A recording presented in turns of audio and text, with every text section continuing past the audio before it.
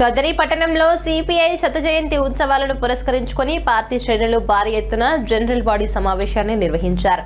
CPI నాయకులు వేమయ్య యాదవ్ గారి ఆధ్వర్యంలో పీవీఆర్ ఫంక్షన్ హాల్ నుంచి బైక్ ర్యాలీ నిర్వహించారు. ముఖ్య అతిథిగా రాష్ట్ర కార్యదర్శి ఈశ్వరయ్య పాల్గొన్నారు. ఈ ర్యాలీ జీవ్ విమాన్ సర్కిల్ మీదుగా సాగి ఎన్జీఓ హోమ్ కు చేరుకుంది. అనంతరం ఈశ్వరయ్య మాట్లాడుతూ కాంగ్రెస్ ప్రభుత్వం పాలనలో కమ్యూనిస్టు పార్టీ ఎంపీలందరూ కష్టపడి వ్యవసాయ కార్మికుల కోసం పార్లమెంటులో నిరంతరం కష్టపడి శ్రమించి పథకం తీసుకురావడం జరిగిందన్నారు.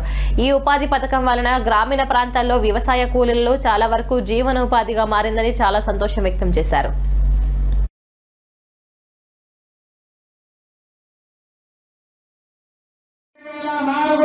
యూపీఏ గవర్నమెంట్ అధికారంలో ఉన్నప్పుడు 62 మంది కమ్యూనిస్టు పార్టీలకు సంబంధించినటువంటి ఎంపీలు పార్లమెంట్ లో ఉన్నారు. కాబట్టి గ్రామీణ ప్రాంతాల్లో ఉన్నటువంటి అనంతపురం లాంటి, కడప లాంటి, కర్నూలు లాంటి, లేదా ఉత్తరాంధ్రలో విజయనగరం, శ్రీకాకుళం, పార్వతీపురం మండలం ఇలాంటి కరువులో పుట్టి కరువులో పెరిగి కడుపు చేత పట్టుకొని వలసలు పోతా ఉన్నారు.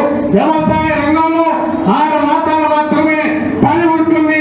మిగతా 6 మాసాలు పని లేకపోవడం ద్వారా గ్రామీణ కూలీలు ఇబ్బంది పడుతున్నారని చెప్పి కమ్యూనిస్టు పార్టీ నాయకత్వాలు వీధి పోరాటాలు చేసి పార్లమెంటులో అలాంటి చట్టాలు తీసుకువచ్చి జాతీయ గ్రామీణ ఉపాధి హామీ పథకం ఆ చట్టాన్ని ఇంప్లిమెంట్ చేసింది.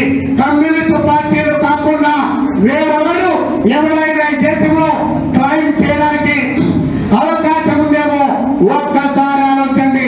అంటే కమ్యూనిస్టు పార్టీ ఈ దేశ ప్రజానికానికి, ఈ దేశంలో ఉన్నటువంటి సమస్త జనాలకి ఎవరికి ఏమి కావాలని చెప్పి వారి యొక్క ఆలోచనలతో ముందు చూపుతూ ఈ దేశ అభివృద్ధి కోసం బాటలు వేసి కార్మిక వర్గం దగ్గర నుంచి అన్ని వర్గాల వారి కోసం, వారి శ్రేయస్ కోసం కమ్యూనిస్టు పార్టీ అలాంటి పోరాటాలు మీరంతా